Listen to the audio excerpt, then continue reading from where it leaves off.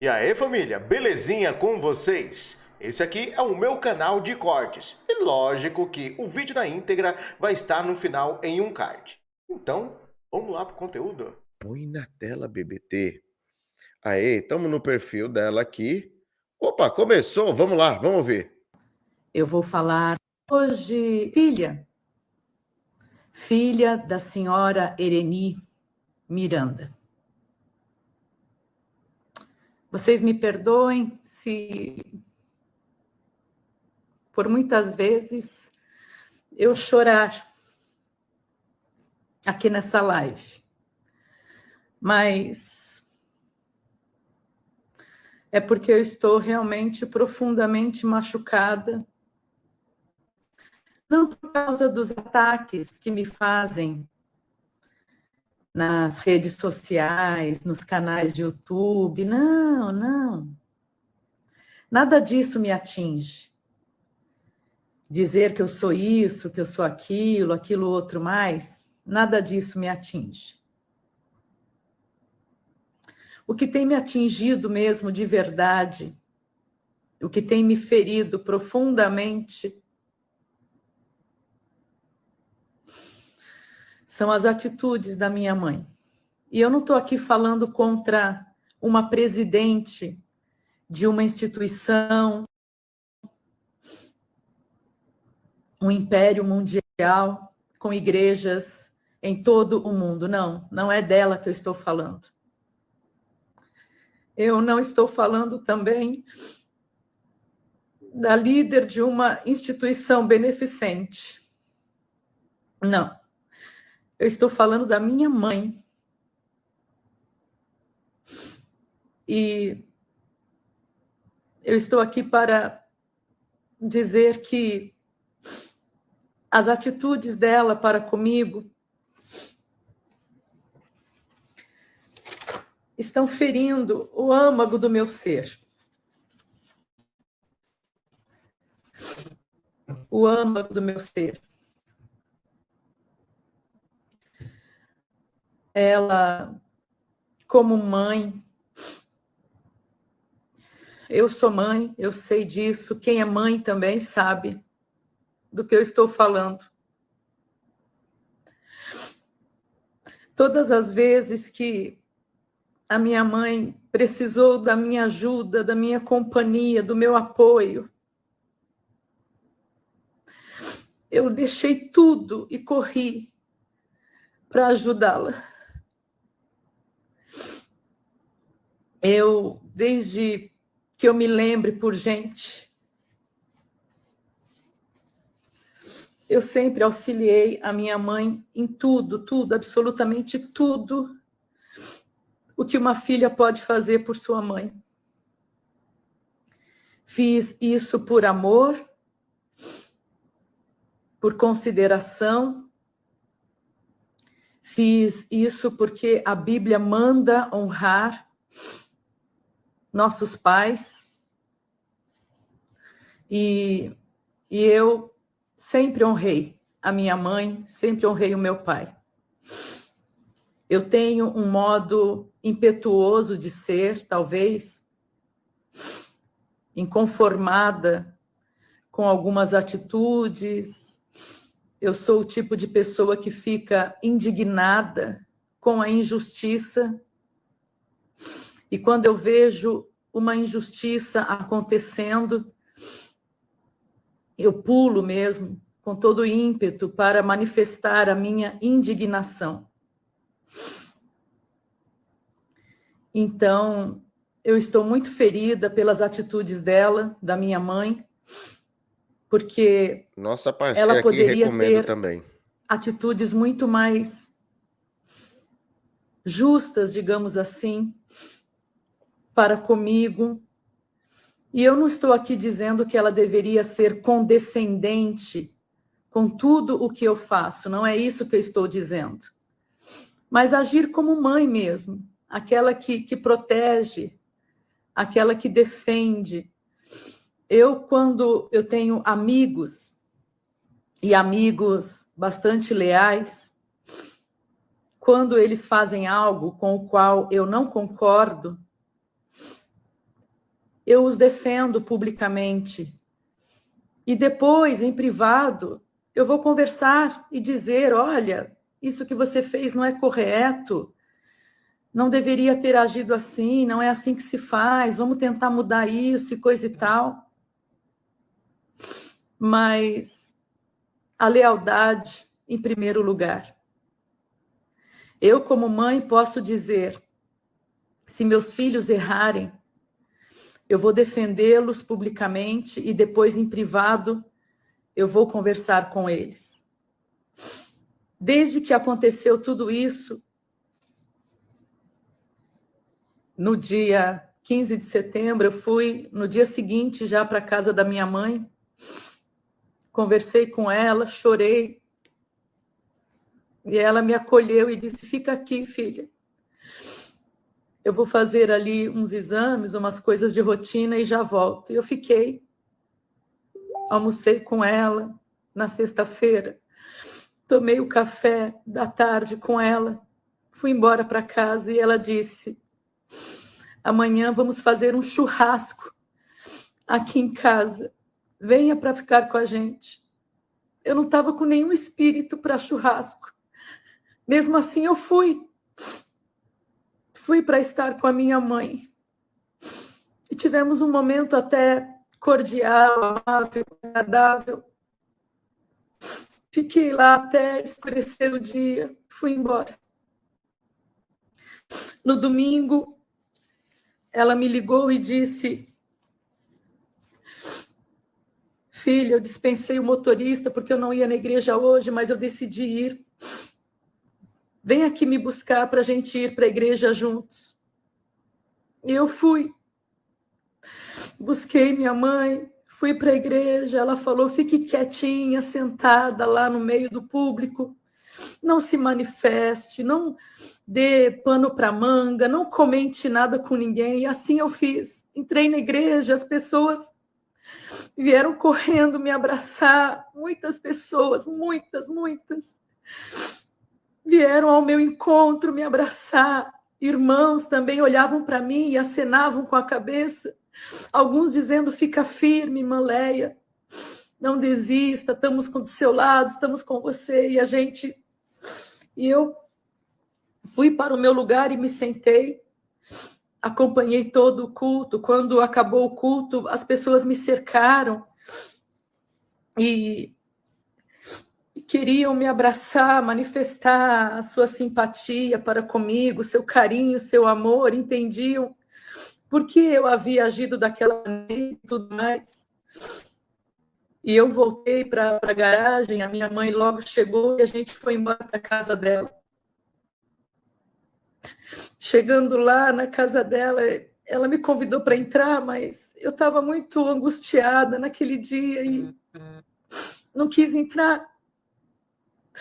E eu chorei, fiquei chorando no carro com ela. E depois eu fui embora. Na segunda-feira, ela mandou me chamar. A secretária dela me mandou mensagem falando, Leia, sua mãe quer falar com você, venha na casa dela. Eu fui à tarde. E a gente conversou por muitas e longas horas. E ela disse, filha, amanhã eu vou falar na reunião e eu preciso que você me diga o que é que você vai fazer. Eu falei, mãe, eu não tenho nada mais para fazer, o que eu tinha para fazer eu fiz, e é isso. E conversei com ela até umas 7h30 da noite, fui embora. Na terça-feira, ela fez o pronunciamento, me mandaram o link. Depois que eu vi o pronunciamento dela, eu chorei muito. Mandei uma mensagem para ela dizendo assim, mãe, eu vi o seu pronunciamento. E coloquei uma carinha de choro só, isso pelo WhatsApp. E na quarta-feira, eu mandei uma mensagem para ela dizendo assim, mãe, precisa mandar alguém para o sertão para verificar o andamento de tudo lá. Minha maior preocupação é essa, o sertão, água para o sertão. Eu não me preocupo com a unidade de idosos em Sarutaiá, porque tem uma gerente lá muito eficiente, a irmã Mirta, que veste a camisa mesmo, ama os idosos, ama o que faz e faz com excelência. Eu não me preocupo com a creche Arco-Íris, porque tem ali a irmã Cleide, que cuida com todo amor, com todo carinho daqueles pequeninos, daquelas crianças. Não me preocupo também com a unidade Oasis no Rio de Janeiro, porque Débora Ferreira também gerencia com muita capacidade, com excelência. Mas eu disse a ela, eu estou preocupada com o sertão, porque lá não tem ainda um gerente definido, precisa mandar alguém para lá. E ela então falou que ia verificar isso. E eu disse, eu estou indo embora, mãe, para o Rio de Janeiro, porque eu fico em São Paulo por causa das viagens, não vou mais fazer viagem, então vou embora para o Rio. Eu fui para São Paulo, fiquei vivendo lá por mais de 3 meses, também por causa dos cultos, onde eu pregava nas quintas-feiras, não estou pregando mais, não tem por que ficar em São Paulo, e vim embora para o Rio de Janeiro. E quando eu estava aqui no Rio de Janeiro, comecei a receber notícias, olha, Leia, estão dispensando tal pessoa está sendo dispensada e coisa e tal, e eu entrei em contato com ela e falei, mãe, quando é que eu volto a coordenar as instituições Reviver, porque uma coisa não tem nada a ver com a outra, uma coisa é a parte ministerial, outra coisa é a parte administrativa. E se o Davizinho fez o que fez, foi disciplinado e está cuidando da parte administrativa, por que é que eu não posso? No que é que eu sou diferente dele? E ela inventando desculpas muito vagas, umas coisas assim que não justificava eu ficar afastada da coordenação das instituições Reviver. E eu sempre falando com ela, todos os dias, em contato com ela, respeitando. Ela me disse, filha, não fale nada nas redes sociais, pare de ficar falando disso, daquilo outro, e eu obedecendo, porque a Bíblia fala para honrar seu pai e a sua mãe. Mas quanto mais eu obedeço, quanto mais eu faço para honrar a minha mãe, mais quebra o coração. Mas ela age de modo a não me apoiar em absolutamente nada. É como se quisesse que eu saísse da igreja, não sei. Eu falei para ela, mãe, se eu vou ficar 10 anos disciplinada, 20 anos, sei lá o quê, não tem por que eu ficar na igreja. E eu estou muito, muito ferida pelas atitudes dela, porque eu não tenho apoio dela para absolutamente nada. Nem para voltar a coordenar. Eu sou vice-presidente da Associação Reviver Help. Vice-presidente. Eu Mas não não sou falou uma que não precisava contratada disso? Da Reviver Help. Eu não sou uma prestadora de serviço para Reviver Help. Eu sou vice-presidente. E ontem, uma reunião e tiraram de tudo, absolutamente tudo. Colocaram outra pessoa para fazer toda a coordenação de ambas as instituições. E eu nem estou aqui reivindicando algo pela Fundação Reviver, porque eu sei que a Fundação Reviver foi instituída pela igreja. Então, a igreja tem, sim, o direito de determinar o que fazer, como fazer. E as 4 principais atividades da Fundação Reviver são Casa Abrigo de Idosos, Creche Arco-Íris, Carreta 2 Saúde e Unidade Oasis. Mas todas as outras atividades são gerenciadas pela Reviver Help. Todas as outras atividades são cuidadas e administradas pela Reviver Help, inclusive água para o sertão. O irmão Carlos Cacá está lá agora no sertão, até amanhã, dia 30, e depois ele volta de lá, e não tem outra pessoa para ir ficar ocupando o lugar dele. O irmão Nelson estava gerenciando de perto, eu havia designado que ele estivesse lá para a obra não parar. Ele estava constantemente, vinha por 2 semanas a São Paulo, depois voltava para lá. Enquanto ele estava em São Paulo, eu escalava outra pessoa. Mas agora não tem ninguém lá cuidando. O irmão Carlos Cacá vai vir embora amanhã, sexta-feira. O irmão Ezequiel, que está lá, vai vir embora logo na semana seguinte.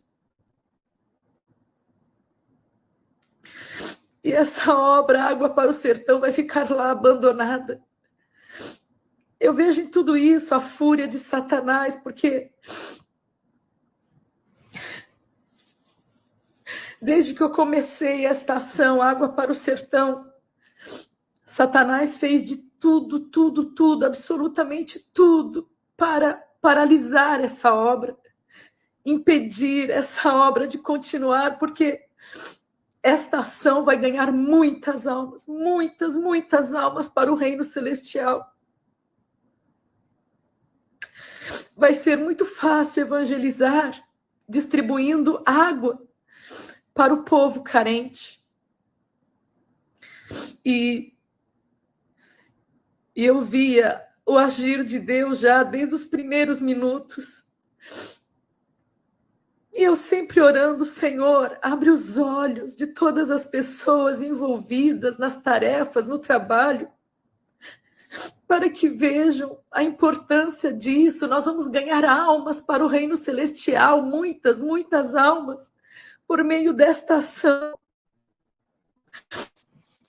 Se a minha mãe me apoiasse para eu voltar a coordenar pelo menos a ação Água para o Sertão, pelo menos as atividades da Reviver Help, da qual eu sou vice-presidente, essa obra não seria paralisada. Eu estou profundamente magoada e sentida. Claro que eu não vou alimentar mágoa, não vou alimentar rancor, não, nada disso, não vou. Ela é minha mãe, eu a amo. Mas eu estou falando como filha. Eu gostaria de um pouquinho mais de apoio, um pouquinho que seja de apoio que eu não estou tendo em nenhum momento, para que eu pudesse pelo menos ter ânimo de continuar lutando por tudo isso, para que a obra beneficente não pare de uma vez. Porque quando eu cheguei para coordenar as ações era somente a Fundação Reviver, ainda não havia a Reviver Help. E quando eu cheguei, eu comecei a visitar lugares que nunca tinham ouvido falar da Fundação Reviver. Estados pelo Brasil afora, regiões muito distantes de São Paulo, de Rio de Janeiro, de Brasília, muito distantes. E as pessoas lá nunca tinham ouvido falar sobre Fundação Reviver. E eu lutei, batalhei, fiz de tudo para que a obra beneficente da Igreja Deus e Amor ficasse conhecida em todas as regiões do Brasil. Começamos a atuar em regiões onde não havia nada, nenhuma atividade, nenhuma ação. E Satanás se enfurecendo, muitas perseguições vindo, e eu perseverando e seguindo e lutando, e o Senhor abençoando e trazendo pessoas para contribuir. Quando chegou na época da pandemia, eu pensei, meu Deus, quanta gente agora vai precisar de ajuda e muito menos gente vai ajudar. Como é que vai ser isso? Como é que a gente vai conseguir atender a todos? E o Senhor trouxe a estratégia do Agosto Verde. Arrecadamos toneladas e toneladas de mantimento. As igrejas puderam trabalhar com aqueles mantimentos nos meses seguintes. Não foi preciso a Reviver ficar aplicando aquilo. Nós pudemos olhar para outras atividades, pudemos contratar mais gente para atuar, para que as atividades se expandissem pelo Brasil. E eu sei que eu estava agradando a Deus, agradando muito ao Senhor, mas eu nunca tive, de fato, de verdade, 100% o apoio da minha mãe. E nesses últimos dias, então, isso tem ficado muito, muito, muito evidente. Eu não sei se ela quer que eu saia da Igreja Deus e Amor. Eu não sei se ela quer que eu abra mão de uma vez por todas, da coordenação das instituições Reviver. Ela não é clara comigo, não fala claramente. Quando eu ligo para ela, ela fala: filha, entrega na mão de Deus, filha, vai orando, filha, isso, filha, aquilo. Mas ela não se posiciona, isso me machuca muito, porque ela poderia lutar, pelo menos para que eu pudesse ficar como coordenadora das atividades da Reviver Help, da qual eu sou vice-presidente. Ela não aceita de modo algum. Eu posso continuar fazendo a obra do Senhor e falando do amor de Deus através das redes sociais, orando por todos, enfim. Eu só queria voltar a ter a oportunidade de coordenar as ações da Reviver Help, da qual eu sou vice-presidente. E ontem realizaram uma reunião sem a minha presença, arbitrariamente me tiraram e colocaram outra pessoa para fazer toda a coordenação. Então eu só peço a vocês, orem para Deus me dar forças. Todas as vezes que a minha mãe ficou hospitalizada, ela tem 2 filhas. Somente eu ficava com ela no hospital. Quando ela teve o AVC, há muitos anos atrás, eu fui ficar com ela no hospital. Ela não podia receber visitas enquanto estava na UTI. Eu ia 2 vezes por dia ao hospital, nos 2 horários de visita, para ficar com ela. Quando ela pôde ir para o quarto, eu ficava com ela no quarto, e teve uma vez que ela subiu para exame, e eu aproveitei esses minutinhos em que ela estava fazendo exame, corri no centro comercial que havia perto do hospital, comprei um jogo de memória, porque a minha mãe não lembrava mais as palavras, não lembrava mais as sílabas, não conseguia falar corretamente.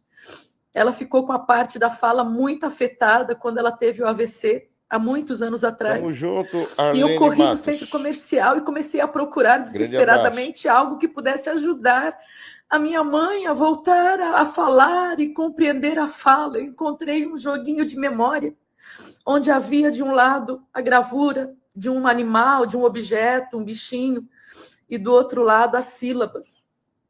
Então ela olhava para mim e eu dizia, mostrava a gravura para ela e dizia, por exemplo, era de um pato, e eu falava pato, pato, sem ter nenhum entendimento de curso, de formação, de fonoterapeuta ou qualquer coisa, mas eu fazia por amor, porque eu não queria ver a minha mãezinha ficar sem falar, sem se expressar, e daí eu mostrava a gravura para ela e falava bem perto dos olhos dela, para ela poder observar pato, casa, coisas assim, como se estivesse ensinando uma criança de 2, 3 aninhos a falar. Depois, quando ela começou a fazer a fonoterapia, a fonoterapeuta falou que aquele método que eu tinha utilizado era excelente, para quem tinha acabado de nascer. Foi o Espírito Santo que me guiou para aquilo. E eu fiz tudo isso por amor, amor, amor. Eu deixei a minha casa aqui no Rio, os meus filhos, que ainda eram pequenos, hoje em dia já são adultos, mas naquela época eles eram pequenos, e eu deixei tudo aqui, fui ficar com ela. E fiquei com ela por semanas e semanas e meses, até que ela começou a se recuperar. Hoje em dia ela fala normalmente, caminha e tudo mais. Mais recentemente, quando meu pai faleceu, eu larguei a minha casa aqui tudo e praticamente me mudei para São Paulo, mudei para a casa dela. Eu ficava com ela 2, 3 semanas, voltava, deixava a mala de roupa suja aqui em casa, pegava outras roupas limpas e voltava correndo para São Paulo, pensando, não posso deixar minha mãe sozinha.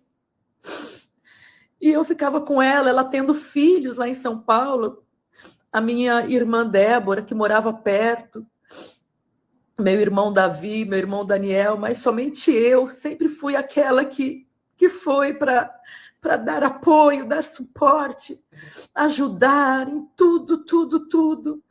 Precisava de motorista, eu estava lá. Precisava de alguém para acompanhar no médico. Certa vez eu estava alimentando a minha mãe na boca, no hospital, e meu pai chegou para visitar e estava nesse momento da refeição. E eu estava colocando a comida na boca da minha mãe. E o meu pai perguntou, filha, com quem você aprendeu a alimentar uma pessoa assim que não pode se alimentar? E eu disse a ele, com meu filho especial, pai. Há muitos anos eu alimento meu filho especial na boca, eu aprendi.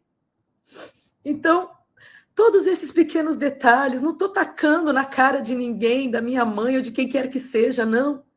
Só estou relembrando que todas as vezes que ela precisou, eu estava lá para ela. E sempre que ela precisar, eu vou estar.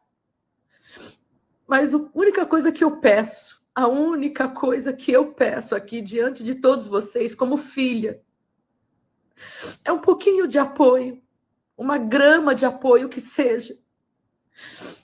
Porque eu não tenho motivo para ter sido afastada da coordenação da Reviver Help. Se a diretoria acha por bem que eu não devo coordenar a Fundação Reviver, não tem problema. Eu não me aborreço com isso, porque, conforme eu acabei de dizer, a Fundação Reviver tem os seus gerentes de unidades, está tudo muito bem organizado. Mas eu gostaria de coordenar a ação Água para o Sertão através da Reviver Help. E isso eu não peço a ninguém, a não ser a minha mãe, porque ela tem autoridade para dizer, como presidente, a Leia vai coordenar, sim, todas as atividades da Reviver Help. E pronto, no dia seguinte eu começo a coordenar. Ela tem autoridade para isso, de maneira que eu não entendo por que ela não exerce essa autoridade para fazer isso. Orem, por favor, para que Deus transforme o coração dela e veja que eu não sou uma filha que quero privilégios, não quero, não preciso de privilégios. Eu sou apenas uma filha que quer fazer a obra da beneficência, porque Deus colocou em meu coração este amor para com a beneficência. Este amor de verdade, profundo, imenso, gigantesco. Eu não consigo medir o amor que eu tenho para com a prática da beneficência. Isso é tudo que eu quero. E se o Davizinho está, mesmo disciplinado, cuidando da parte financeira da igreja, por que eu não posso coordenar as atividades da Reviver Help? Porque ele não foi pego em adultério. Nada impede. A única coisa que impede é a boa vontade da minha mãe para essa live toda. Eu estou falando como filha, não estou falando como membro de igreja, não estou falando como uma pessoa que presta serviço para reviver? Como filha. Não. Estou falando como filha. Pedindo Só herança. preciso de um pouco de apoio, mãe. Não precisa me dar 100% de apoio, não. Eu sou forte. Eu sei lutar e Deus luta comigo e a batalha é vencida em nome de Jesus. Eu só preciso de um pouco de apoio de uma mãe para com uma filha, a fim de que essa filha não esmoreça na fé, nessa batalha terrível. Desde já quero agradecer a todos vocês que continuam enchendo o meu direct de mensagens, palavras de apoio, palavras de carinho, de acolhida. Muito obrigada. Deus abençoe. De coração agradeço a todos vocês que sempre mandam mensagens para mim, apenas dizendo, irmã Léia, estamos orando por você. E isso é tudo que eu preciso, é tudo que eu quero. Muito obrigada. Eu sei, de coração sincero, eu sei que há um batalhão, um exército enorme de pessoas orando por mim. Pessoas que nem são da Igreja Deus e Amor estão orando por mim. Eu gostaria de cantar uma canção que retrata muito este meu momento. Não sei se conseguirei cantar até o fim, ou se vou desafinar por causa das lágrimas, mas é a canção Preciso Falar com Jesus. Jesus. Enquanto ela tá cantando, eu vou deixar assim. Depois que ela terminar a cantoria, eu retorno, né? Vamos deixar a imagem dela aqui de lado, assim, do jeito que tá indo, né? Tá fazendo o biquinho, cantando aí. Deixa eu passar uma informação para vocês, que eu acho de suma importância. Sabe quem me ligou? Sério, eu tava aqui editando o vídeo exatamente meia hora antes de começar essa live, daí olhei, falou assim, tá conhecendo minha voz agora? Chuta quem? O jovem mancebo. Me ligou, o jovem mancebo. Então aquela mensagem realmente é dele. A gente falou rapidinho algumas coisas e tal, né? Ele falou que fez uma live também, que ele parece que ele me citou na live dele. Enfim. E depois ele me prometeu que mais tarde vai me ligar para a gente gravar, para depois eu colocar aqui no canal. Parece que ele não quer fazer ao vivo comigo, quer fazer gravado, mas até aí tudo bem. Fica à disposição dele. Como ele achar melhor, a gente faz, né? Não quero impor nada para ele, né? Mas assim, eu fiquei até surpreso. O jovem mancebo me ligando, é ele mesmo, né? Estou vendo aqui que as opiniões estão diferentes. Vou colocar até uma enquete aqui. Seguinte pergunta: você está do lado da Leia? Deixar aqui sim, não. Vou colocar mais uma aqui do lado da Irene, né? Que eu vejo que tem muitas pessoas que estão do lado da Irene Miranda também. Estão levando em consideração o que a mãe dela está falando também, que eu acho que também é muito importante tudo isso. Meu Deus do céu, travou aqui. E travou bonito, viu? Deu uma travada monstro. Meu Deus do céu. Olha, não consigo nem colocar a pergunta para vocês verem como está o programa aqui. Que eu estava usando agora há pouco. Para ver se dá uma melhorada. Que eu estava lendo os comentários, fixando, daí isso dá uma travada. Opa, agora sim.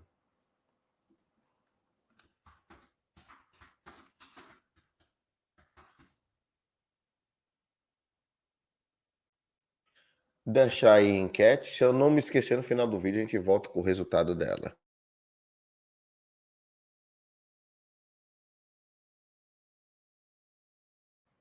Bom, existem algumas coisas lógicas que a gente tem que também analisar nisso daí, né?